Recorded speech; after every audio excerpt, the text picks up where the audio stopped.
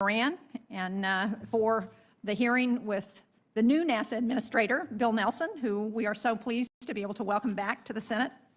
Now, since in his previous capacity, Administrator Nelson represented the state of Florida and did a very good job of pointing out the importance of Florida to our space program, I would like to begin by being a little parochial and talking about the fact that my home state of New Hampshire is also a space state.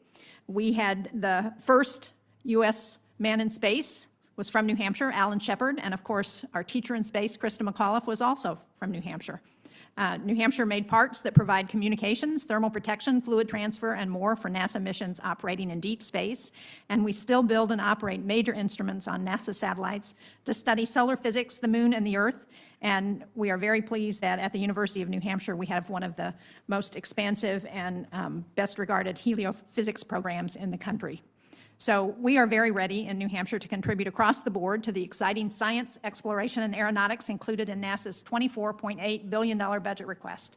This represents $1.5 billion or 6.7% increase above the fiscal year 2021 level.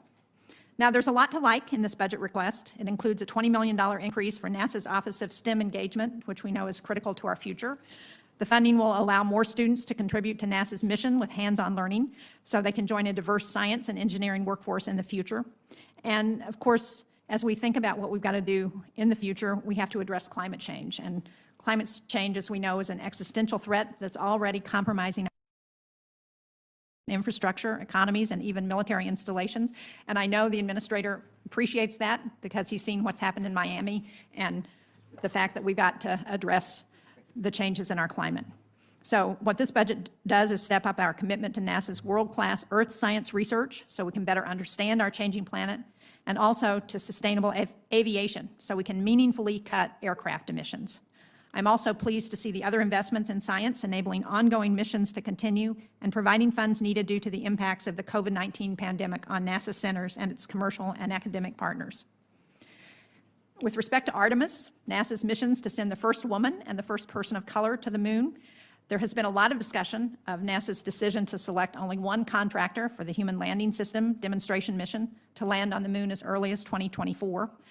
I want to just point out that NASA's rhetoric blaming Congress and this committee for the decision to do just one contractor really rings hollow. So I hope we can get to this in our questioning, because in fiscal year 21, NASA projected that it would need $4.4 billion for landers in fiscal year 22, but instead the budget before us requests only $1.2 billion for the HLS program.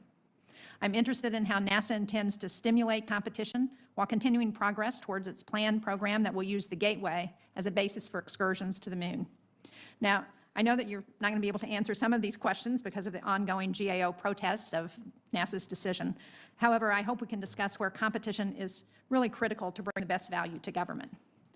NASA at its best inspires us, and we certainly needed some joy and inspiration over the last year. We soared with Bob and Doug as SpaceX's Demo 2 mission became the first mission to launch astronauts from U.S. soil since 2011. We crossed our fingers through Perseverance's 7 minutes of terror, and we exhaled when the rover landed safely and precisely. It's continued to amaze us with the sounds of Mars and the flights of the Ingenuity helicopter. I'm looking forward to what we'll see in the coming year as NASA continues to make spectacular discoveries, fly the X-57 electric aircraft, and see long-awaited launches for Boeing's Starliner, the James Webb Space Telescope, and the Artemis 1 mission. So there's a lot on your plate, Mr. Administrator. We're ready to work with you. We look forward to that, and I will now recognize the Ranking Member, Senator Moran. Chairman Shaheen, thank you very much. Administrator Nelson, welcome to this committee. We look forward to fruitful conversations today and in the future, and I'm just on a personal level excited about the country being led by you as a NASA Administrator, and personally for you, I can't imagine another capstone to a distinguished career that could bring more meaning and significance to your life. Our last hearing together was your nomination hearing. That occurred at the Commerce Committee, and I hope that you're settling in at NASA.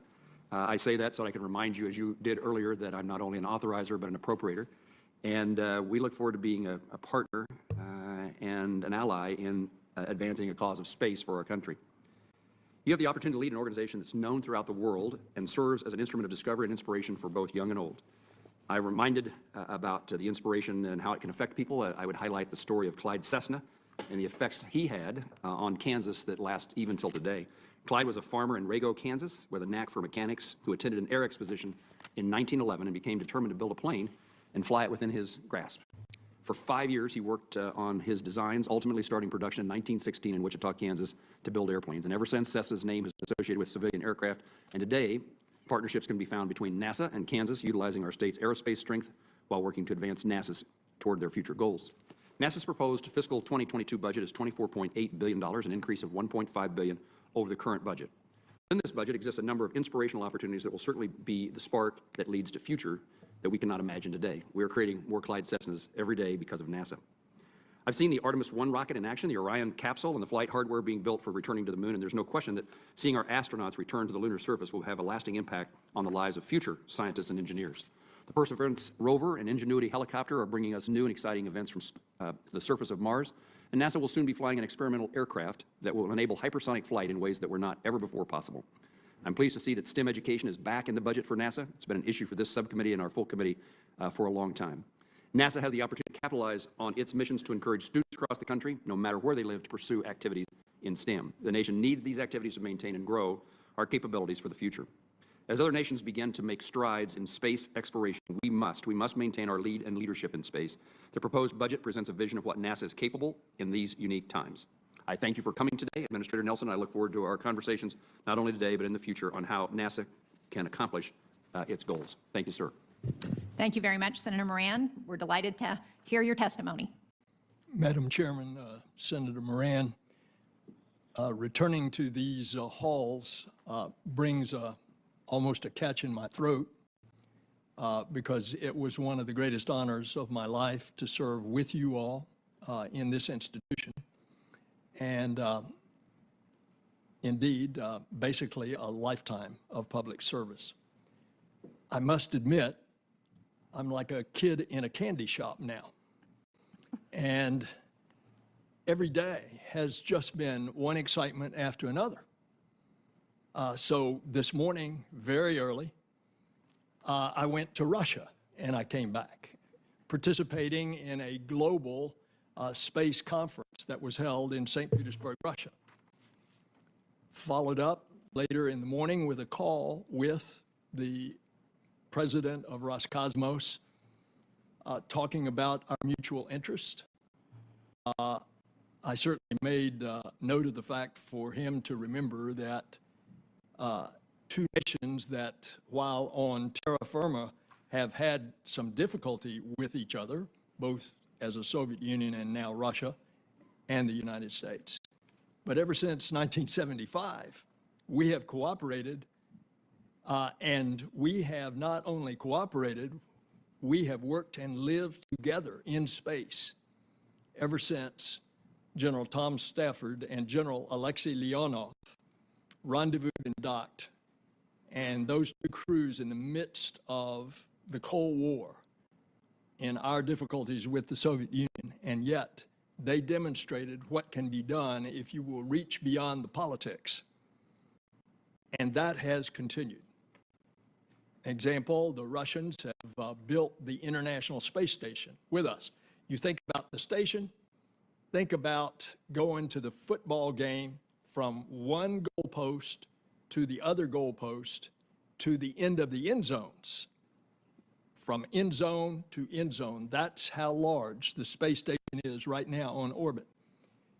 And we have cooperated with a dozen nations as we are carrying out all the research, the activities, the spacewalks, and particularly our partners that helped us build the station.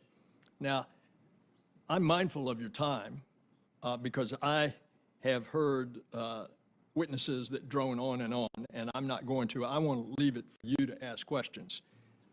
My opening statement could have been the remarks that the two of you have already made. Let me just point out a couple of stories. So this, which is in most everybody's pocket, it's become almost essential to us every day. And when we see something that we like, we take a picture of it. That is a spin-off of space technology because NASA developed a camera on a chip that is basically in every one of our cell phones. That's the kind of spin-offs we have. you get on an airplane now that COVID is loosening up, look out the window and look at the wing, and you'll see that wing turn up. That was as a result of NASA aeronautics research. And what they found is you can save fuel, and indeed, you can get to altitude quicker. Look at Senator Moran's talking about aeronautics. That's, by the way, the first A in NASA. Look at the research that we have going on now. We're going to fly at the end of this year an all-electric experimental aircraft to see if, as we develop it further, if we can cut down on pollution as well as fuel consumption. Just recently, NASA conducted an experiment at the Charlotte airport. And this particular experiment, because of air traffic control on the ground as well as in the air, in the period in which the study was conducted, they saved over 1 million gallons of fuel in a short period of time. Ultimately, you all are going to see that in our air traffic control, what we call the next generation of air traffic control. Get from point A to point B by going in a straight line instead of the routes that we often have to take on a dog leg. With our present radar system, this can direct us, and you can have instant situational awareness in the cockpit. Now, I've just scratched the surface on what NASA does. So, Madam Chair, I want to stop there. There are some very important decisions that have to be made about us getting to the moon, landing safely in the goal of 2024, and all along, be mindful of what a very aggressive space competitor is doing. I'm talking about China. When they landed on Mars, the second nation to land on Mars with a rover successfully. Makes no difference that we did it back in the 1970s first. It does make a difference that they are very technologically advanced. And tomorrow afternoon, there is going to be an announcement out of this global conference in St. Petersburg between the Russians and the Chinese. It'll be interesting to be tuned into that, because the primacy of our space program, as cooperative as we have been, it's going to be important for us to be landing on the surface of the moon with the first woman and the first person of color before our competitors do. And so with that, I would turn it over to you for whatever I might try to answer, Madam Chair. Well, thank you very much, Administrator. And as you point out, NASA is important not just for research and what that can provide to our other innovative discoveries and commerce, but it's also important in terms of the competition where we are no longer the only actor there, and we have to ensure that we continue to be competitive.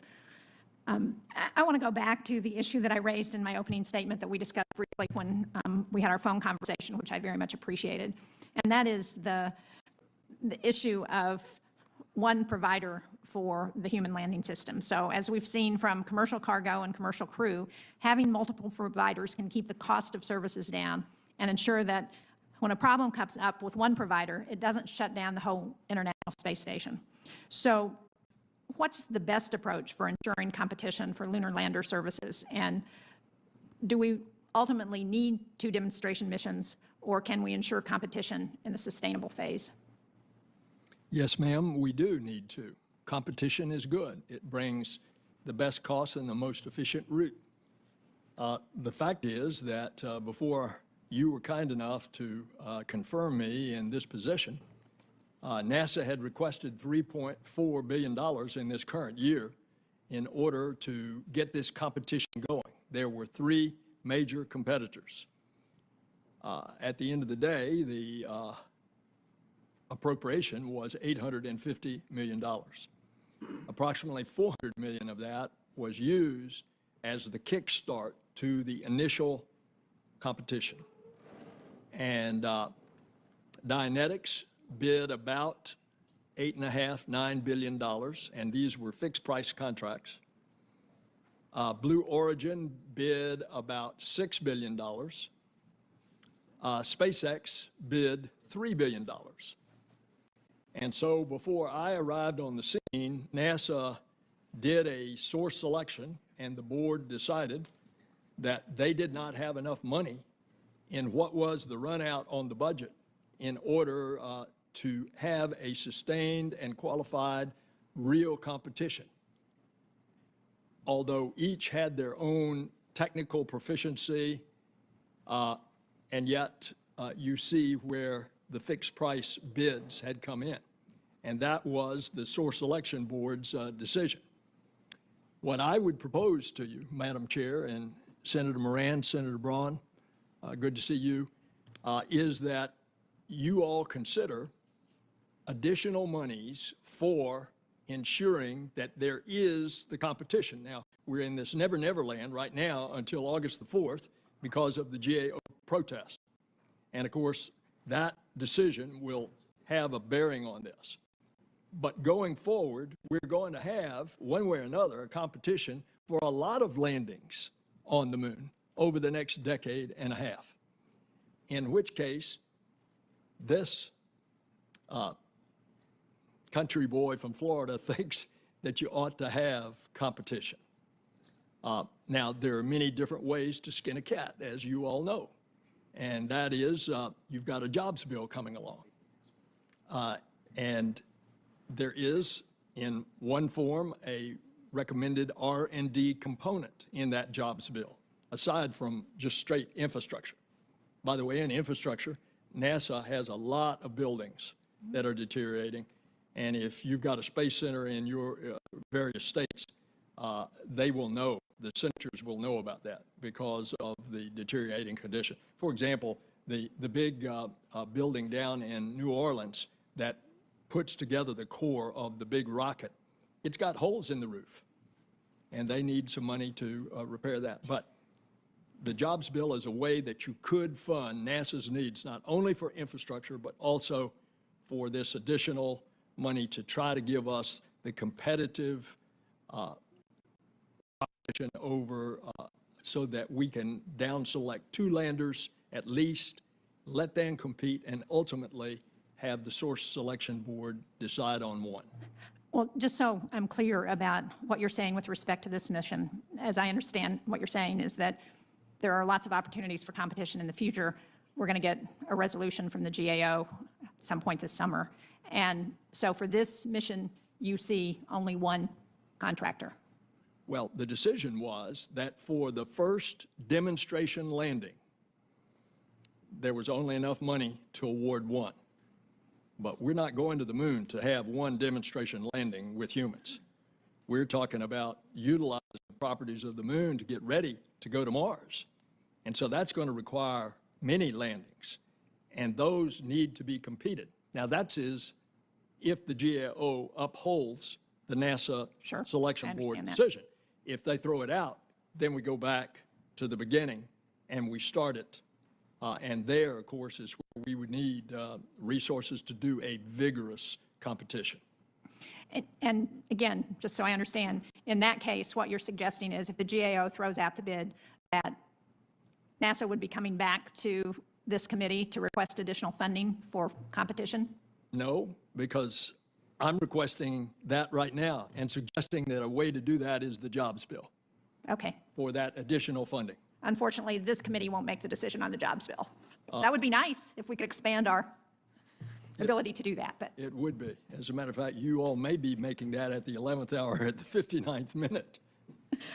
Well, thank you. I will turn it over to my Senator Moran for his questions at this point. Chairman, thank you. I guess I just try to put a cap on what this conversation has entailed.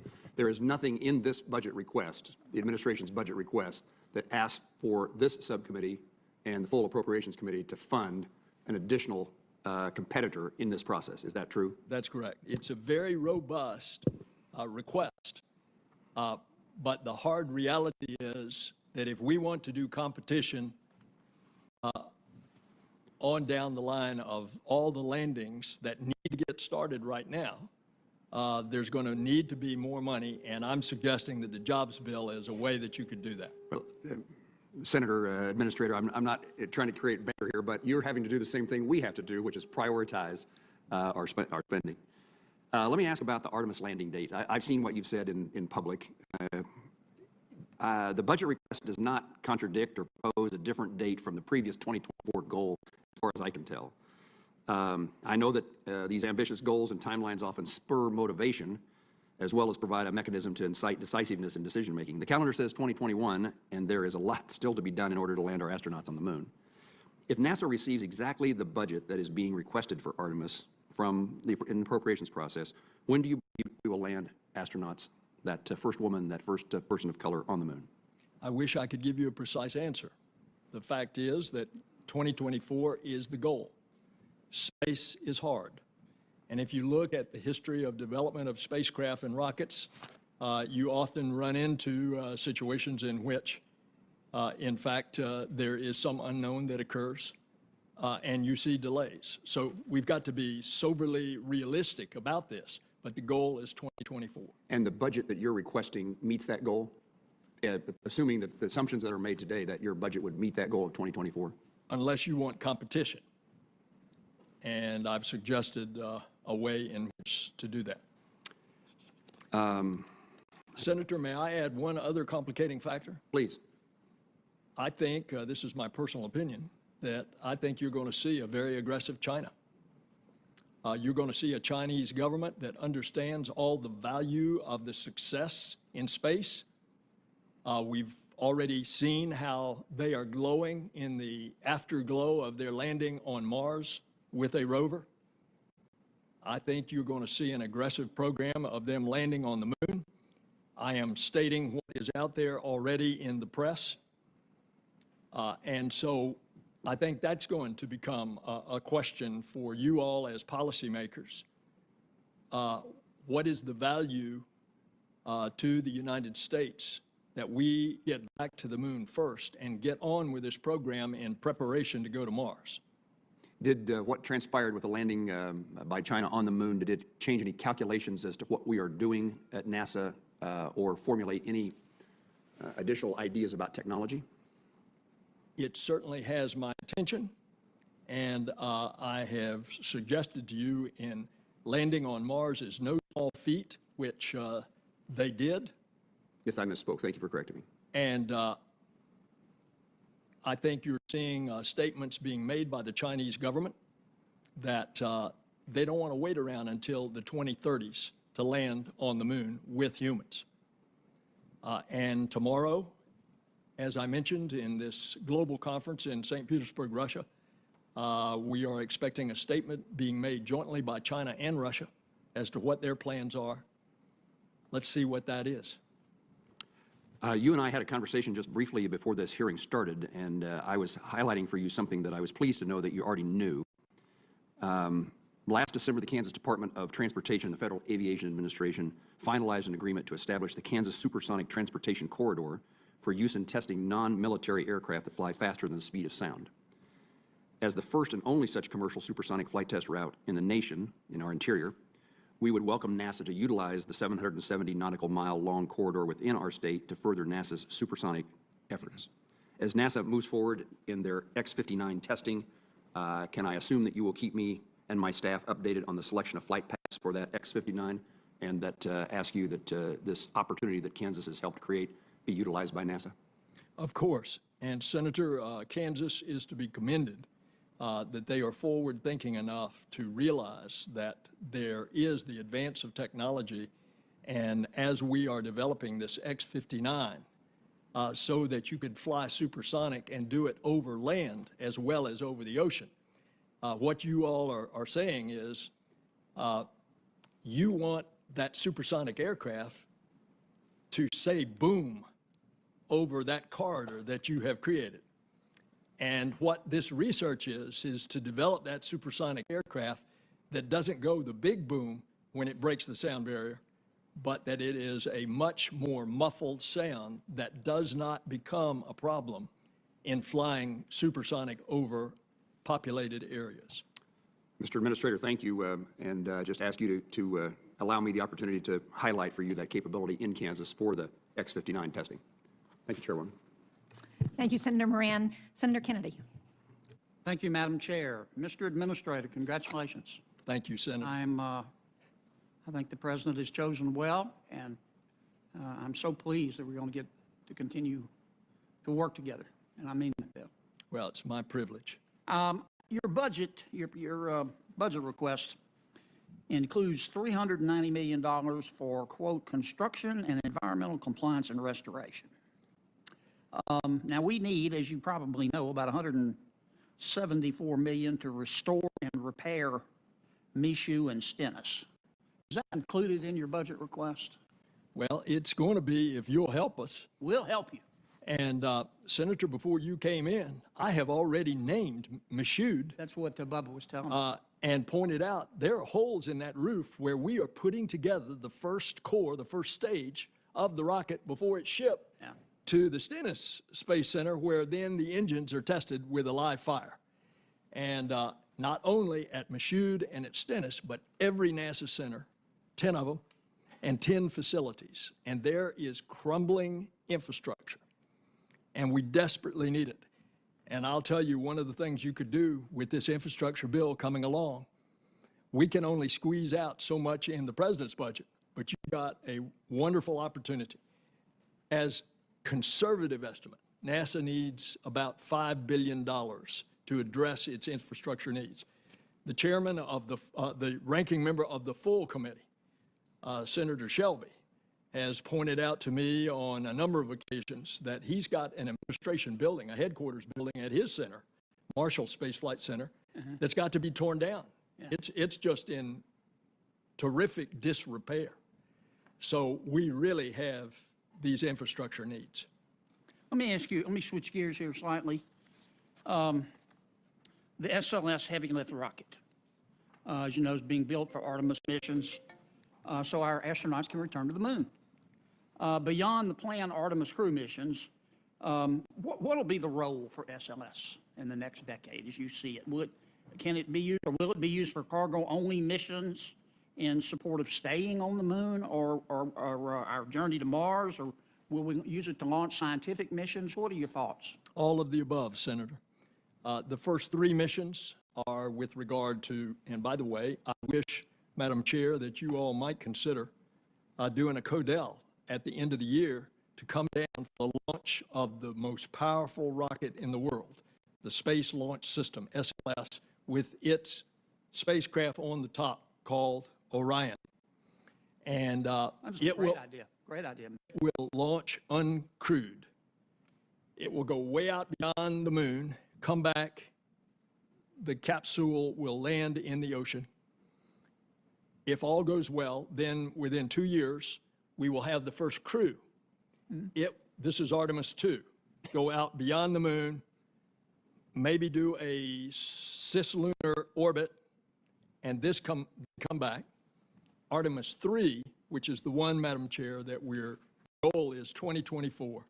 Then it goes and rendezvous in lunar orbit with the winner of the competition for the first demonstration landing. Wow. The lander takes the crew down to the surface. They do their activities, come back, marry up with Orion, and bring the crew home safely. Wow. And then Orion 4, and you had asked about that, as did the chair.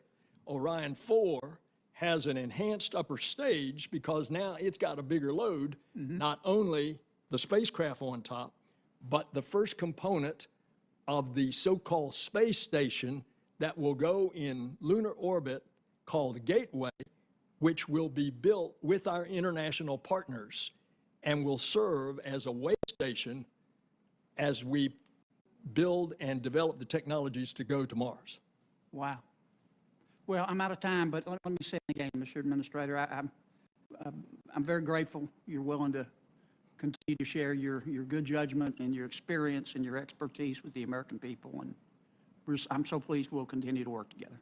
Thank you for giving so much. Bless you. Thank you. Thank you, Madam Chair. Thank you, Senator Kennedy. Senator Van Hollen. Thank you, Madam Chairman and Ranking Member Moran. Mr. Administrator, it's great to see you. Look forward to working with you on the important mission that you have before you. You know well that your own state of Florida is a major center for space activities and exploration, and I know you also know that Maryland has a major footprint when it comes to space, including the Goddard Space Flight Center, including APL, Advanced Physics Laboratory under Hopkins, Space Center Institute, Space Telescope Institute, and Wallops, which is not physically located in Maryland, but a majority of the great people who work there live and work in Maryland. So I just want to again renew the invitation from Senator Cardin and myself to come with us to visit Goddard as well as Wallops. Are you still up for that? I'm expecting to be at Goddard in the next 2 weeks, and it's my understanding that the Vice President wants to go and wants me to tag along, and I think that'd be a great time for you and Ben Cardin to come as well. I appreciate that. We will definitely follow up with you on that. Thank you, Mr. Administrator. In the prior administration, we had a challenge getting them to budget for important scientific missions related to space. Fortunately, this committee on a bipartisan basis recognized the importance of those missions, and I am pleased to see that the Biden administration budget, your budget, includes funding for the PACE program, for OSAM-1, for Europa Clipper, so grateful that that's included already in the budget. I mentioned the Wallops Flight Center, and that is a center that is critical to our space and earth science missions. It's a hub for unmanned flight. It's a supplier to the International Space Station, and it's home to NASA's balloon program.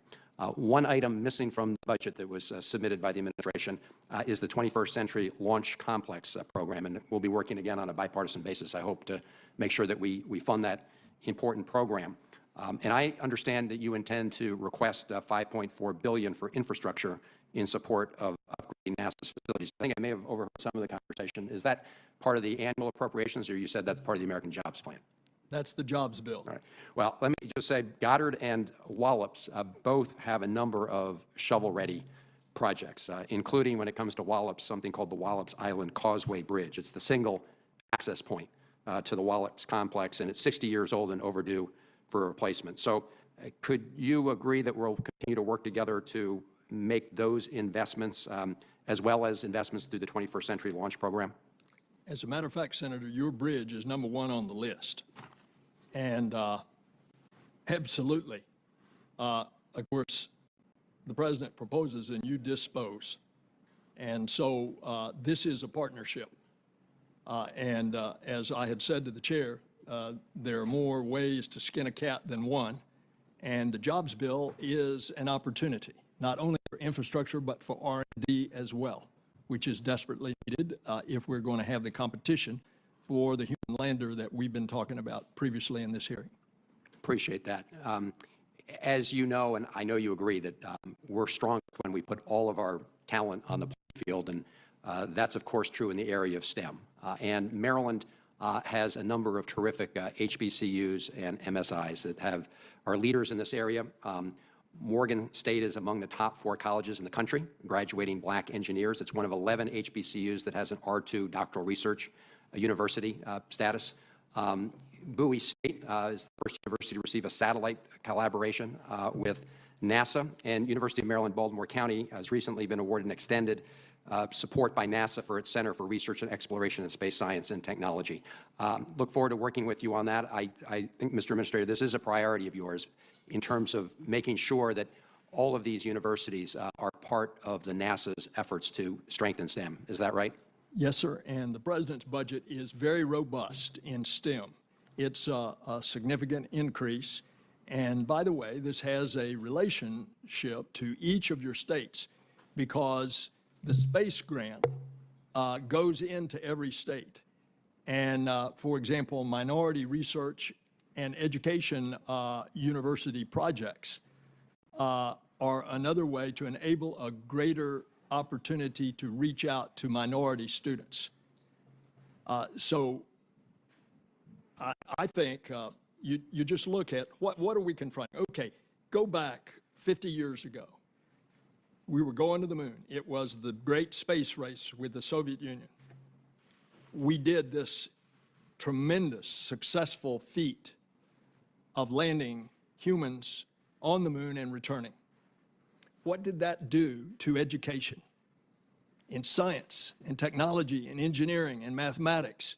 For a whole 2 generations, that excitement about spaceflight rippled through those generations. And we saw the effect of that on our country, the economic renaissance that occurred as a result of the increased technology that had come out of that more highly STEM-educated workforce. I believe that's what's going to happen here. As we go back to the moon and on to Mars, I think it's going to excite another couple of generations of students. And as a result, we, the United States, as well as planet Earth, are going to be the beneficiaries. Thank you, Mr. Administrator. Thank you. Senator Bozeman. Thank you, Madam Chair, and it's good to see you very much. I want to publicly thank you, for Administrator Nelson, for your decision to continue to serve the country and in a field that we all know you have a great passion for. Your experience as an astronaut and legislator makes you an ideal advocate for NASA's priorities. I know you will do a great job. I know you'll do an excellent job, and look forward to supporting you in any way that we can as you lead NASA into the future of space exploration and scientific research. So again, congratulations very, very much. The President's budget request includes NASA funding for its Office of STEM Engagement. Important funding like this helps organizations like Arkansas's Space Grant Consortium educate undergraduate and graduate students on aerospace science and research. This program also inspires K through 12 students in STEM-related fields. I know from your time on the Hill, you champion funding in STEM education. What is your plan for the Office of STEM Engagement, and will you continue to support organizations like Arkansas Space Grant Consortium? Senator, you said it as good as I can say it. Every state gets a space grant, and STEM grants are often distributed through universities. There's an emphasis also on minority outreach universities as well as the HBCUs. And there's a robust budget that is proposed in this budget. It's $147 million. I might point out that over the past few years, there were attempts to zero that out, but you all always restored the STEM budget, so I thank you for that. This particular budget has a $20 million plus up. So I hope that you all will consider this recommendation, and I'd like to come to your state, and I'd like we would love to have you. One of your universities and to talk about the STEM grant that goes to that university. Very good. Thank you very much. The International Space Station is responsible for some of the most groundbreaking scientific research and technology breakthroughs in the last few decades. Currently, the U.S. will cease operations with the International Space Station in 2024. You have pushed to extend that authorization until 2030 so that a commercial space station could replace it. Can you briefly discuss how this plan ensures that NASA will maintain a continuous human presence in low Earth orbit? Also, how will NASA work with these commercial partners to continue its great scientific research? Thank you, Senator. Several years ago, when Ted Cruz and I were leading the Space Subcommittee of the Commerce Committee, we proposed that the date of 2024 be extended to 2030 for exactly the reasons that you just articulated. That passed the Senate last year. It did not pass the House at that time. However, the Commerce Committee has just come forth last week with a NASA authorization bill. It was part of that Pioneer bill, and it has an extension of the International Space Station to 2030. Now, it might be of interest to you because you've seen some commentary in the news about the Russian space program saying, well, they're not sure that they're going to stay around after 2024. Let me remind you that they are just about to launch another major component of the space station. And so if those press speculations were true, I don't think we'd see that. But I bring to you two conversations with Dmitry Rogozin as of this morning when I participated in this panel of global space organizations that's being held in St. Petersburg, Russia.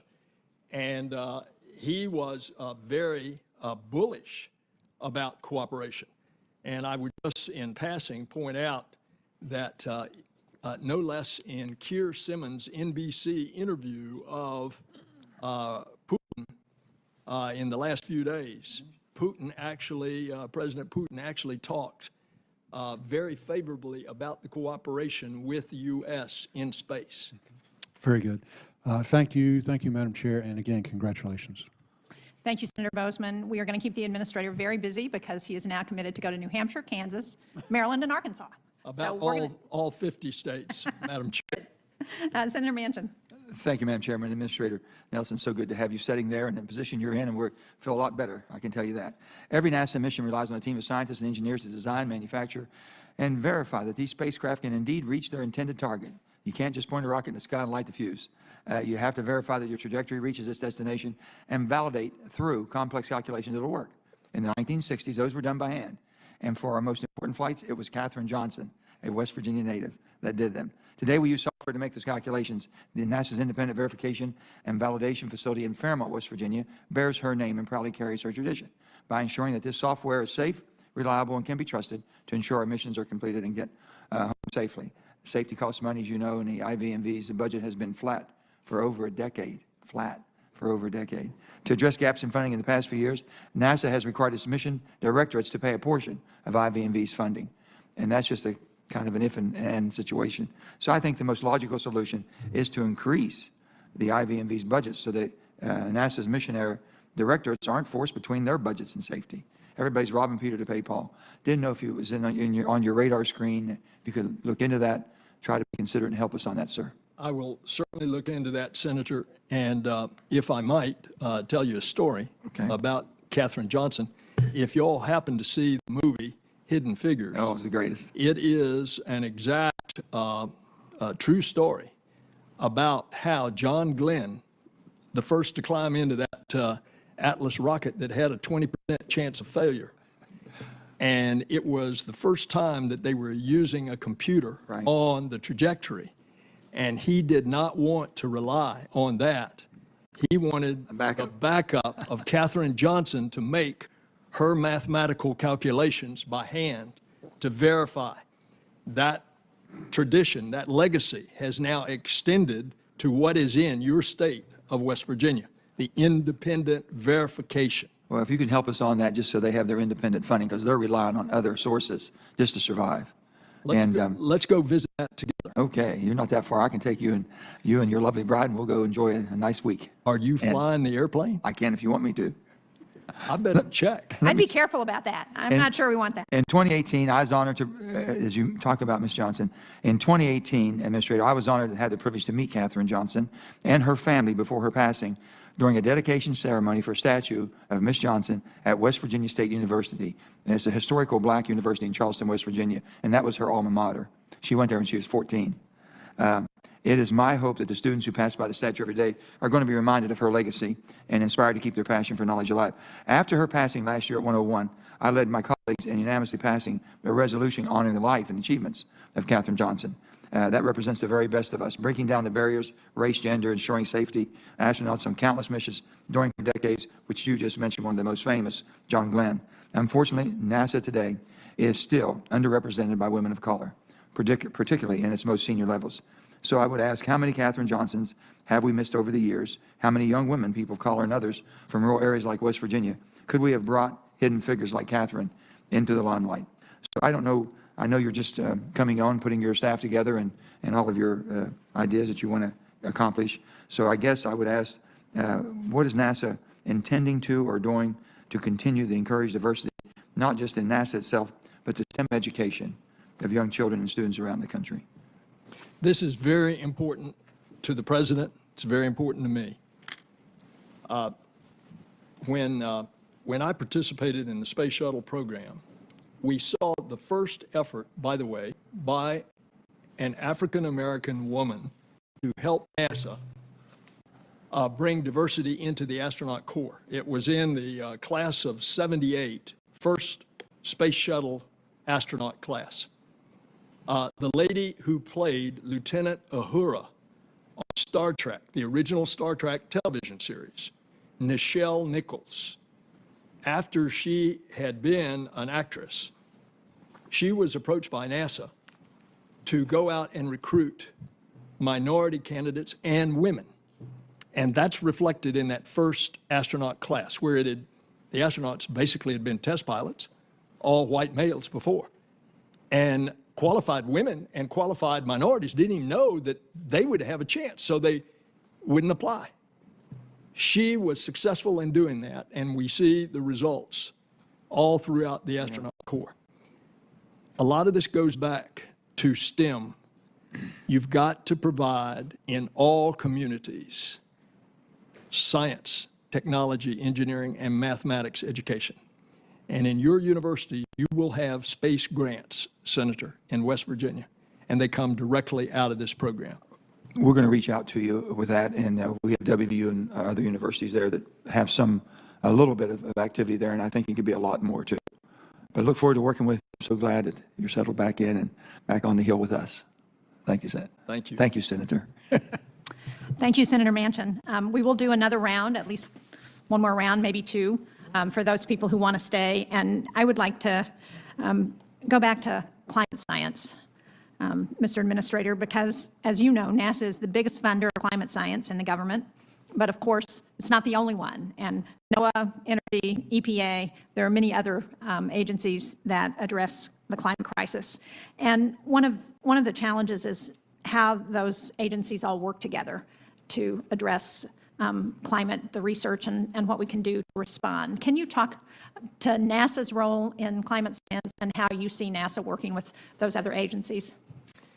Senator, you have put your finger on the fact that people do not realize how inextricably entwined NASA is on all matters having to do with climate. You initially think of it as NOAA, the National Weather Service, which is a part of NOAA. The fact is that the spacecraft are designed, they're built, they're launched by NASA, and NOAA operates the spacecraft, looking for all the subtle changes, differences, weather reports, etc. You'd be perhaps surprised to learn that 2/3 of NOAA's budget is paid to NASA, 2/3 of its total budget, because of this uniqueness of us building and launching these spacecraft. So the assets that are up there on orbit that have so helped us refine our weather reports, our predictions of disasters, of warning people to get out of the way of storms, of telling them about droughts, of telling them about floods, that's all there. But we're taking it to another level. For over the next 10 years, this was the president's announcement about 2 weeks ago in the press conference that occurred at FEMA at the onslaught of the hurricane season. NASA is building 5 great observatories. And over this decade, they're going to be put up, and they all talk to each other, and they produce a 3D result by getting very meticulous data from the land, the sea, the ice, and the atmosphere. And all of that is correlated to give us a 3D composite of what is happening to our atmosphere. And when I say that word, I suddenly, in my mind's eye, flash back to floating in front of that spacecraft window, looking at the rim of the Earth and seeing that thin little film, which is the atmosphere that sustains all of life. And that's what we want to know, what's happening, so that we can take corrective action. So I mentioned the fact that the University of New Hampshire is one of the leading research institutions with respect to heliophysics, which we know has a real impact on our weather patterns and what happens on Earth. And obviously, continuing to support heliophysics is going to be very important as we're looking at climate science. So again, how does NASA plan to support future investments in space weather including that heliophysics, and how does NASA interact with NOAA? You pointed out the really symbiotic relationship between NASA and NOAA, but to support heliophysics is going to be very important as we're looking at climate science. So again, how does NASA plan to support future investments in space weather, and including that heliophysics, and how does NASA interact with NOAA? You pointed out the really symbiotic relationship between NASA and NOAA, but do they share all that information when you talk about getting that picture of what's happening on Earth with respect to climate? Is that shared with NOAA, with all the other agencies that are also doing climate research? Yes, ma'am, and that is enhanced with a special, I don't know what it's called, but in effect, a committee in the White House that makes sure that all of these environmental agencies that have data are sharing it with each other so that we know more precisely exactly what is happening to the planet.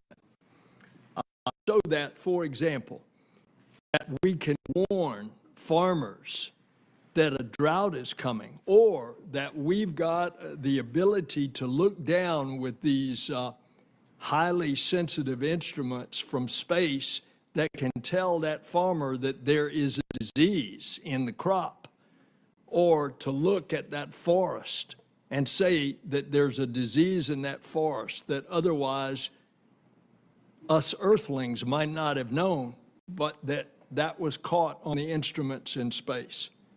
So yes, ma'am, that coordination is occurring. Our former colleague, John Kerry, is more involved in the international aspects of looking at that, but there's this attempt to coordinate all the agencies that do that. And of course, NASA's the main component of it because of what I just mentioned, even though people don't realize that. You think of NASA as space. Thank you. Senator Capito. Madam Chair, and it's good to see you. I'm sorry I missed your confirmation hearing. I hope it wasn't too tough on you there. I think you kind of breezed through that one pretty well, but it's nice to see you. I was fortunate. I'm pleased to see that what was formerly the Restore L, which is the OSAM 1, which is the funding level for in the budget request. There's great work being done in my home state in West Virginia at the West Virginia Robotic Technology Center. This is where you're working on restoring satellites in space instead of just letting them, drift off, and it makes a whole lot of sense. And so I don't know if you can elaborate on that and how that's going and why you feel that it's a high priority for NASA. Yes, ma'am.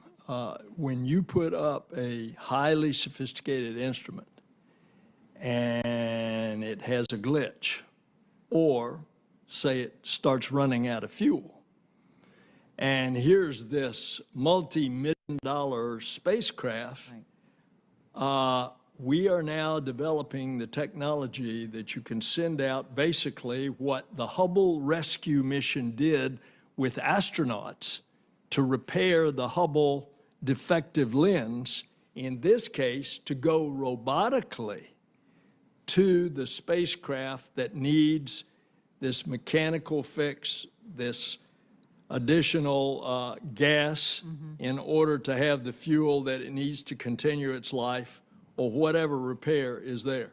And that's being done. And the sophistication of spacecraft that can do this at a point way up there on orbit, and you can rendezvous robotically and fix that spacecraft. And that's what the project is that you were speaking about. And as I said, some of that work's being done in West Virginia. And you read in the paper quite a bit, and it seems like more and more, that space debris and it is becoming a problem. And so I'm sure with the OSAM 1, obviously, since you can repair in space and elongate the life of a satellite or something, obviously could help address some of that issue.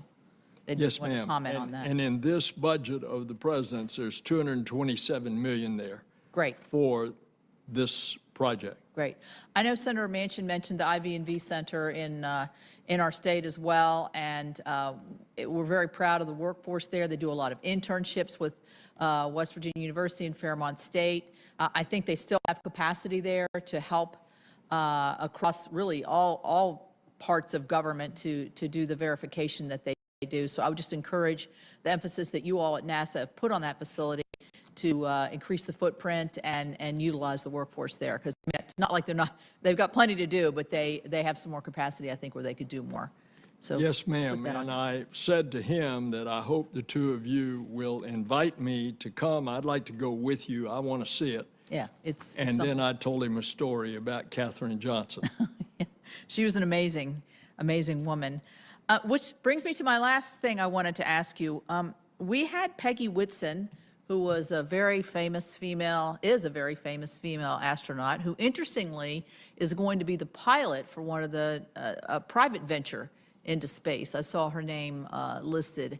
And she was such an, I took her to classrooms, and such an inspiration to our youngest generation of particularly young women, girls, that when she told the story that she became inspired by seeing somebody walk on the moon when she was in second grade, that's when she decided she wanted to try to be an astronaut.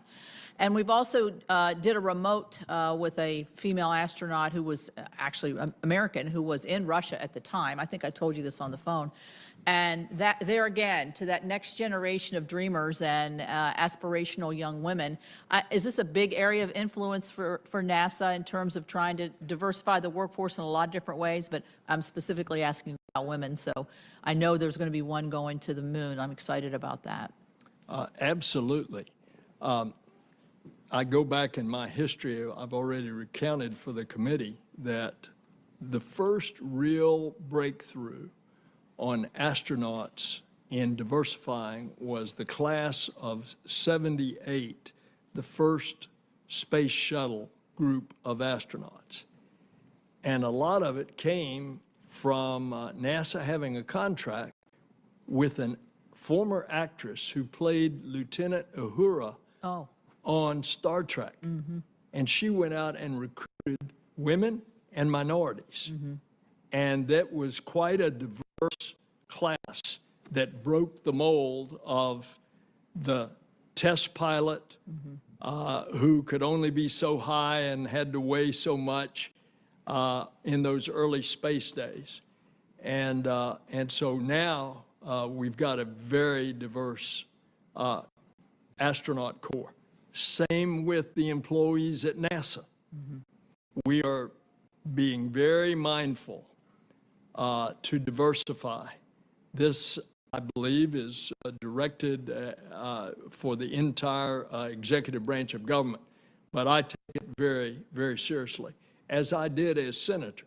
We had, I think, we had a percentage of more women in my Senate staff than only one other senator. So I take this very seriously. Well, thank you. Thank you for being here with us today. Thank you. Yes, ma'am. Thank you, Senator Capito. Senator Moran. Chairwoman, thank you very much. Mr. Administrator, two tracks I think are out there when it comes to the moon. The first is to get to the moon and demonstrate that it can be done safely. And then the second is to plan and be prepared for a sustained presence or a reoccurring presence, perhaps, on the moon. I understand NASA is preparing, engaged in a sustainability study. What can you tell me about that? And can we expect to be briefed on what that is? Does anything that comes from that sustainability study change any of the appropriations requests for this fiscal year, the one we're talking about? At the moment, no.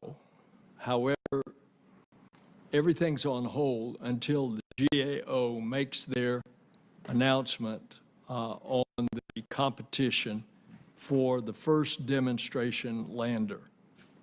Shortly thereafter, we will produce the sustainability study. And in part, that will lay out for you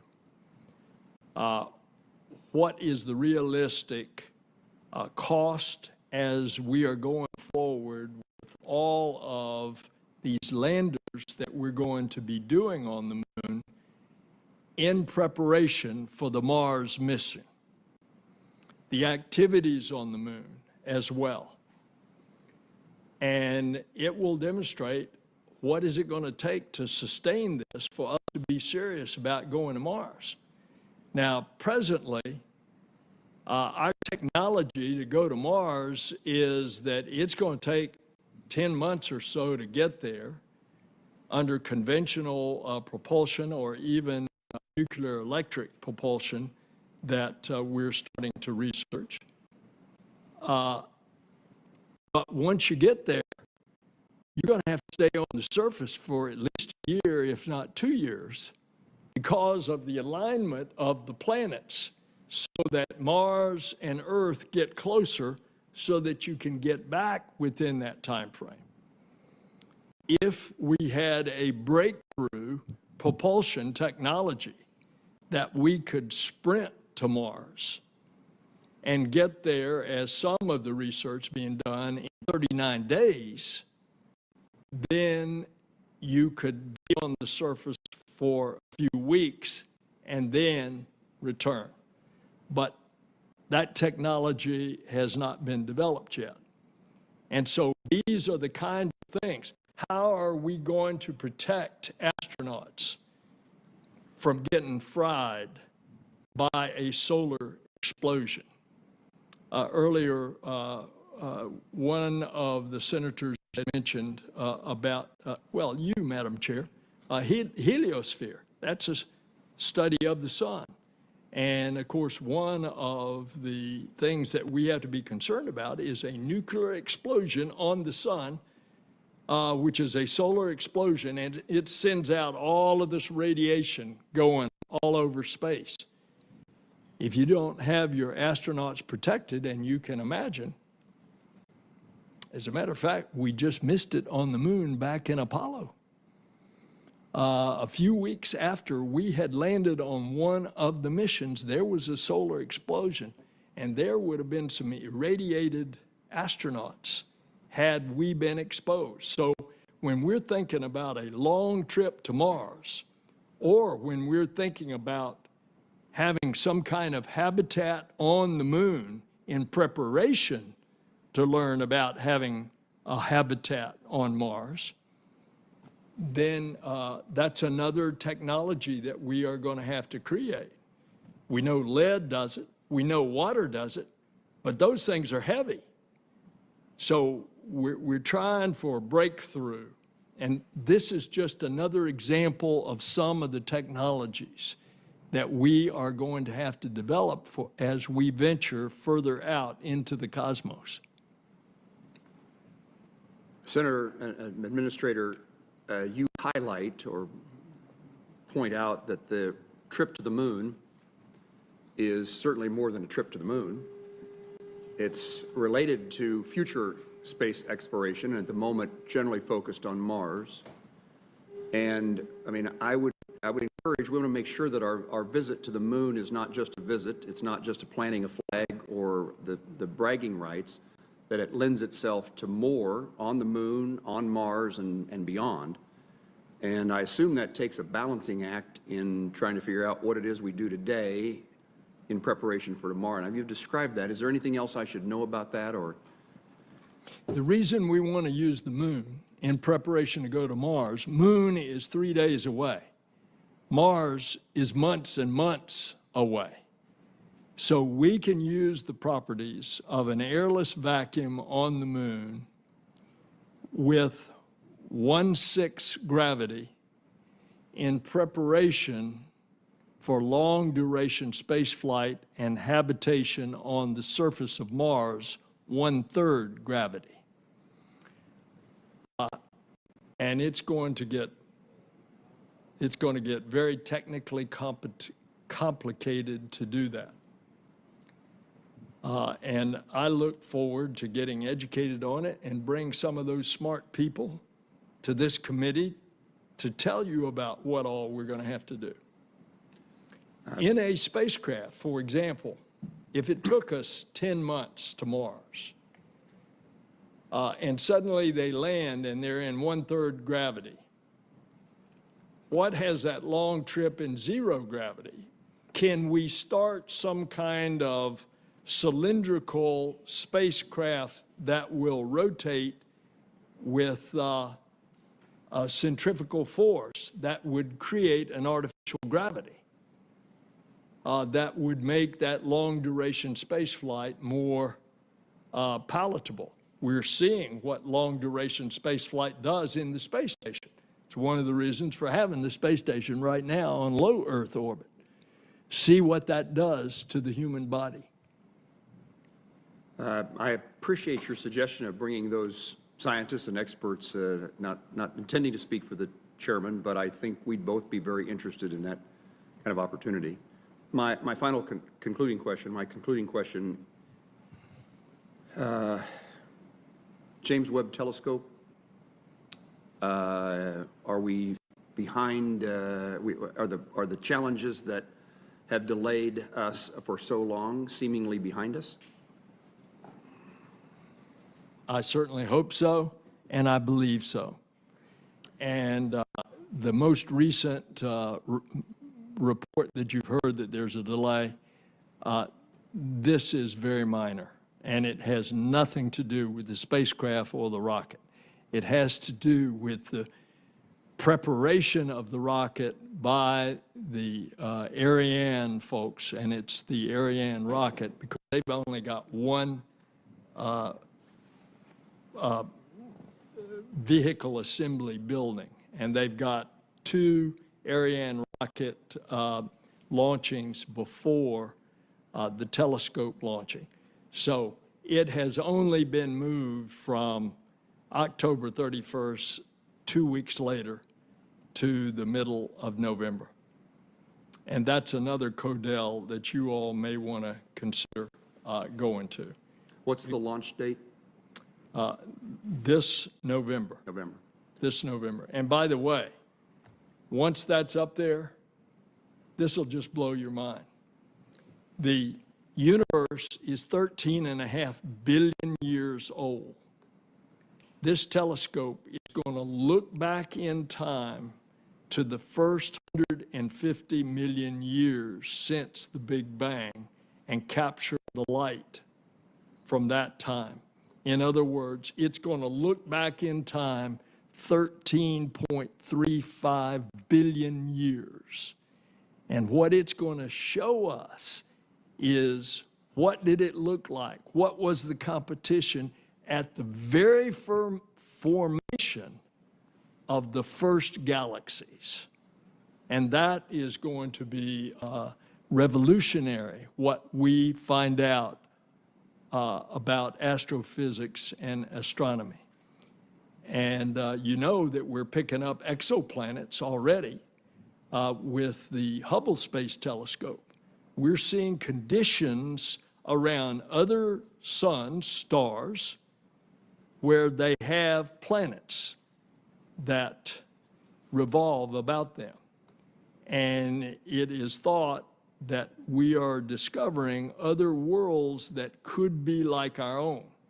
As we explore our own solar system, we're going to Venus. We're going to see why does that have such a thick, prohibitive atmosphere that heats it up so that it will melt lead on the surface. And so it's Sun, Mercury, Venus, Earth, a habitable planet. Then Mars, an uninhabitable planet that has a very thin atmosphere, 1% of Earth's atmosphere. Why is that like that? Are there elements in Venus and Mars that in these billions of years of development of what we know as our solar system, that there might have been the elements of life there that will give us the clues about all these other solar systems in these other galaxies?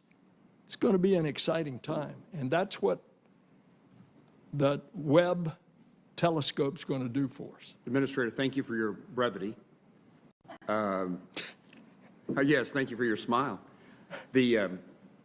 I saw the Perseverance landing at the Jet Propulsion Laboratory, and at that point in time also visited the James Webb Telescope just before it was folded up and ready to be moved for transport. It's an exciting circumstance and a great opportunity for knowledge and practicality. Chairwoman, thank you, and thank you, Mr. Administrator. Well, thank you very much. I have just one more area that I would like to pursue. Mr. Administrator, at the direction of this committee, as I'm sure you're aware, the GAO, the Government Accountability Office, analyzes the cost and schedule performance of major NASA projects, anything costs more than $250 million.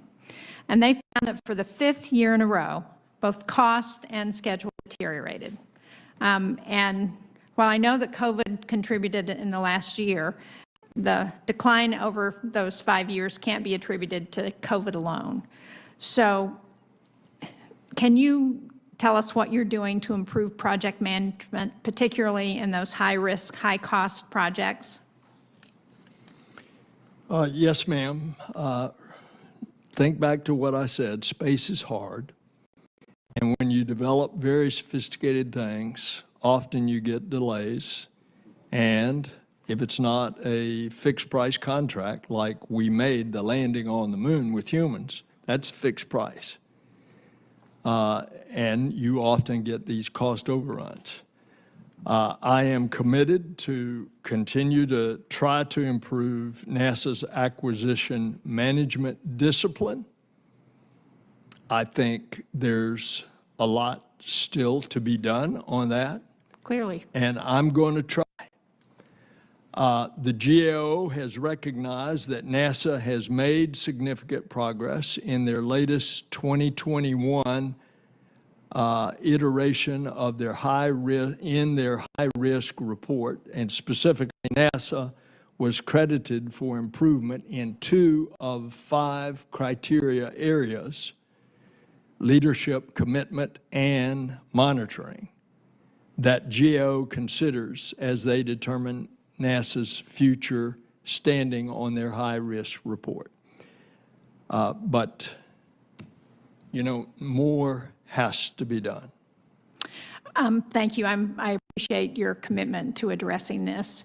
And I guess my final question is, do you think that 2024 is a realistic date for a return to the moon? It is our goal. Space is hard.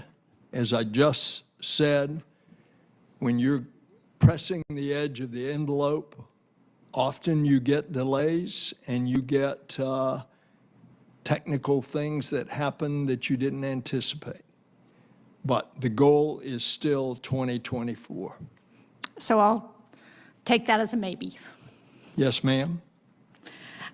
Well, thank you very much for your testimony this afternoon. If there are no further questions, senators have until June 22nd to submit additional questions for the record, and we expect and request that NASA would respond to those questions within 30 days. The subcommittee now stands in recess until Wednesday, June 23rd, when we will hold a hearing on the budget request of the Federal Bureau of Investigation. Thank you.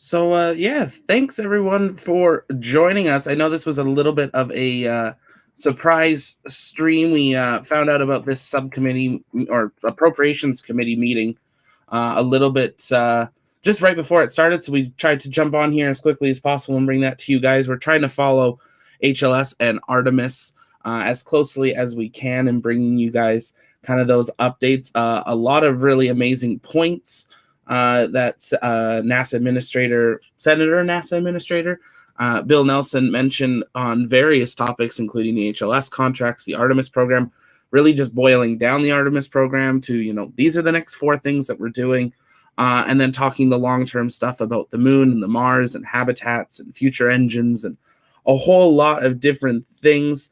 But that's going to do it for us for this. If you have questions, feel free to drop them in the comments, and I'll be keeping a track on those and answering them, or join over on our Discord. It's free to do so, and you can come join our live hangout, and we'll be talking about things like that and answering those questions there as well. We've got our Minotaur 1 launch recap coming up here in the next couple of hours, so make sure to keep an eye out for that.